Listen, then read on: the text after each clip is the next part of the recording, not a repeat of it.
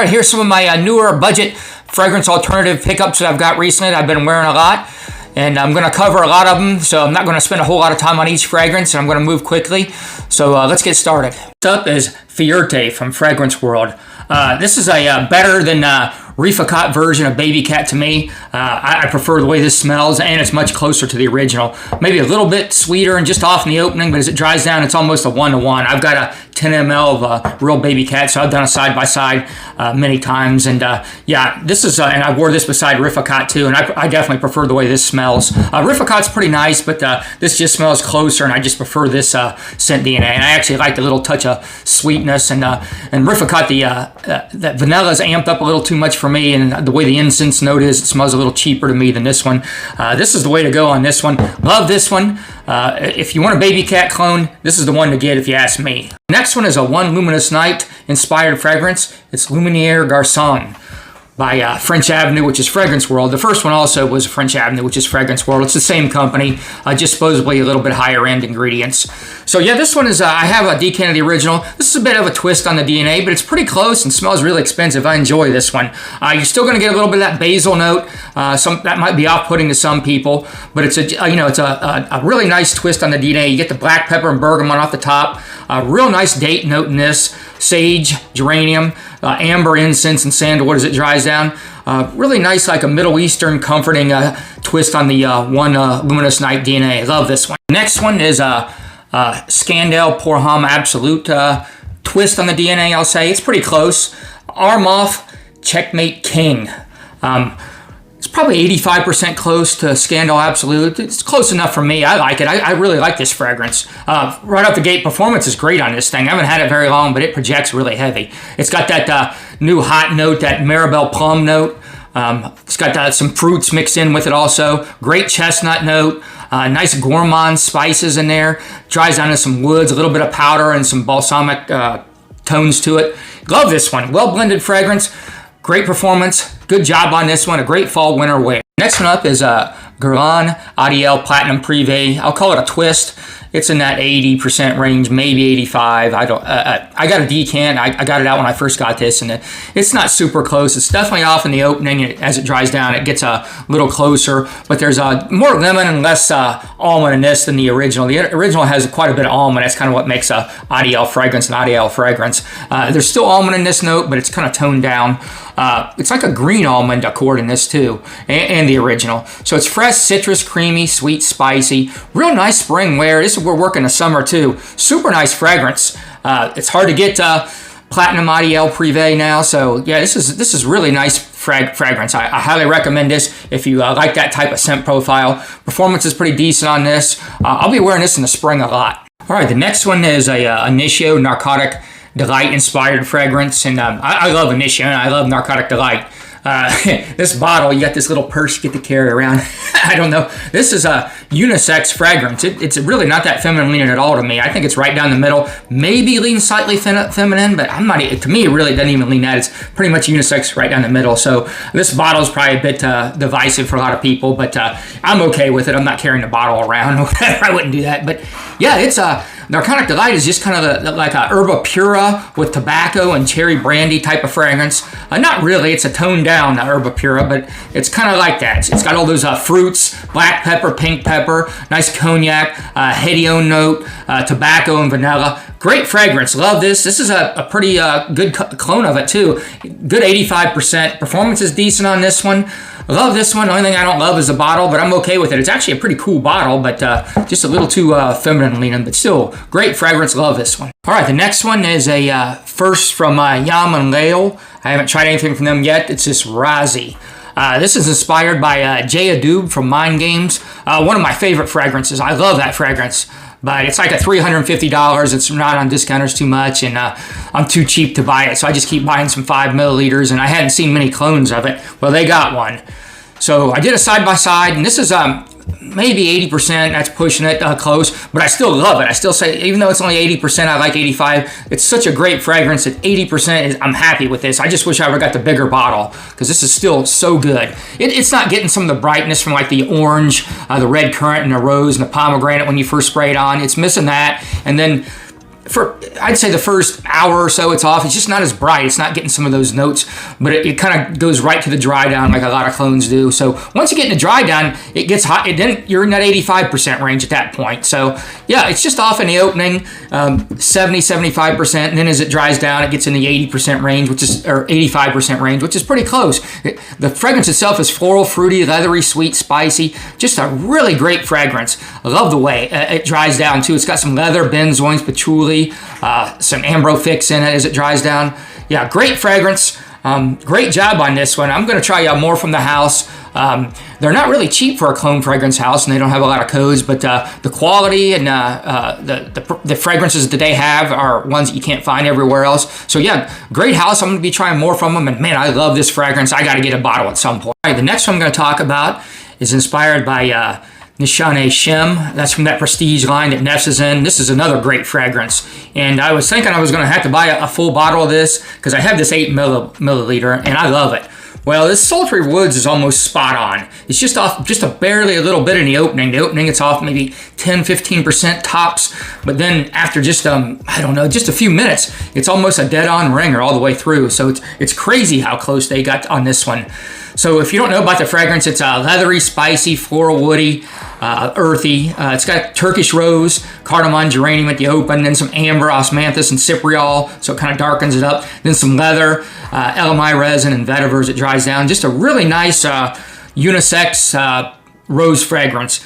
It's definitely got some deep, dark notes, and it's definitely something you'd want to sample before you try. But this sultry woods is almost dead on to the original. And then Dua has one too called Son of Noah, and it's about 85-90%. It's a little bit darkened up version. I really like the way this wears, so this is another good version of it. Son of Noah by Dua.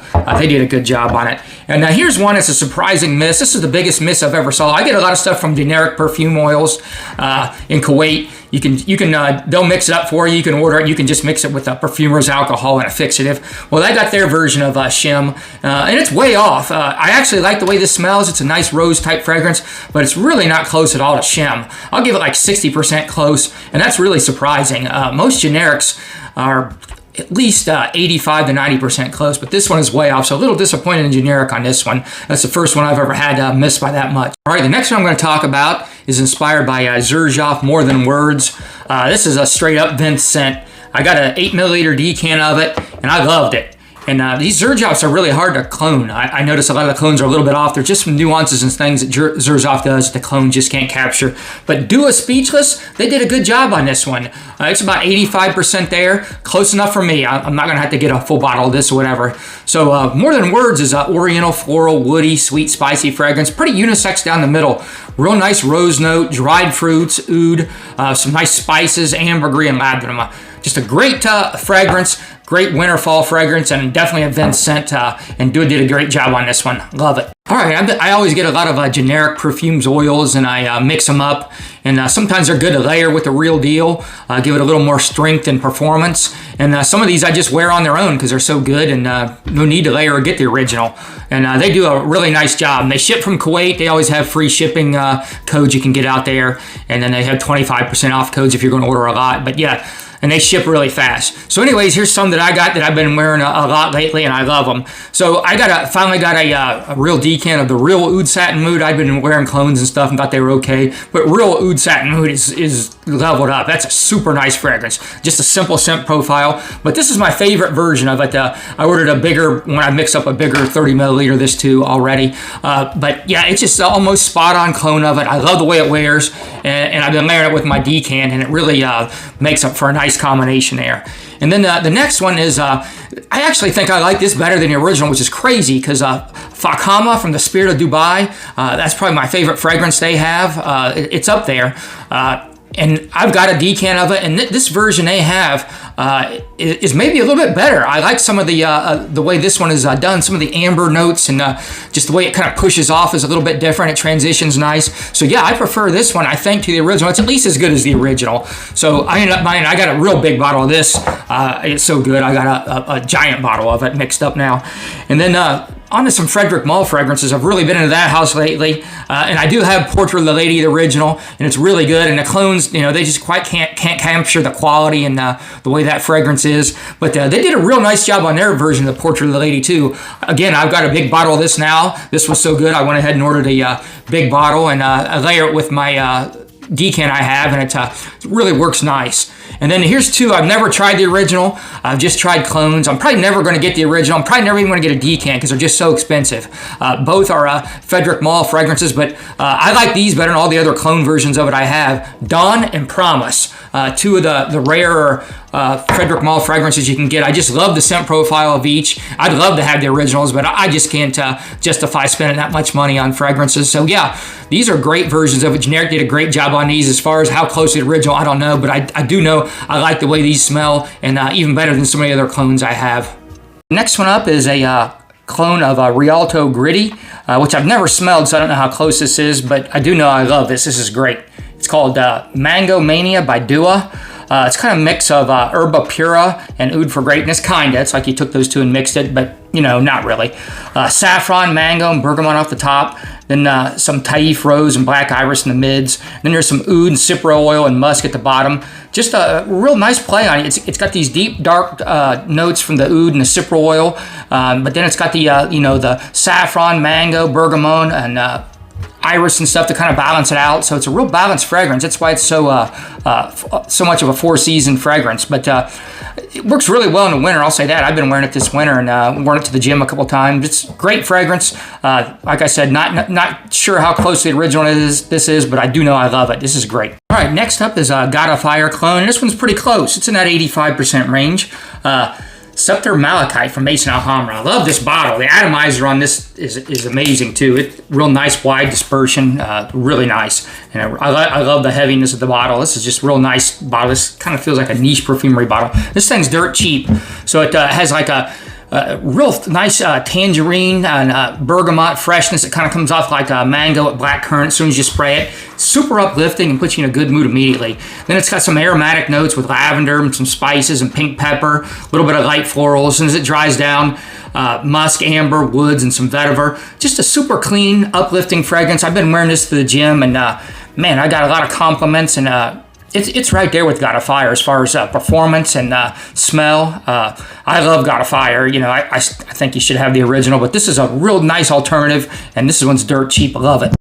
All right, the next one is a clone of what I think is a slept-on fragrance. I just finally got around to trying anything of this. Oud for Happiness. This is F.A. Paris Happiness Oud. I love this scent profile. I think this one's slept on. This one's great. I'm not sure why people ain't talking about this more. You know, you'll hear about Oud for Greatness, but I like this much better than Oud for Greatness, and I like Oud for Greatness.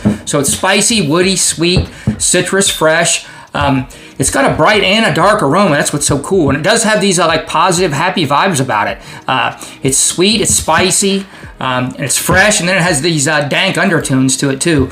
You got the bergamot and ginger off the top. Then you get a little bit of licorice, oud, and cedar. It's a lighter oud. And then at the end, you got these green herbal notes as whatever. There's a real greenness to this scent profile, and some vanilla and musk. Well-rounded, great fragrance. I love this scent profile. I've already got another clone of it on the way, and then I got a sample of the real deal. So yeah, I'm late to the party on this one. The next one is a clone of Cherry Smoke from Tom Ford. It's a La Collection d'Antiques 1505 from Lattafa.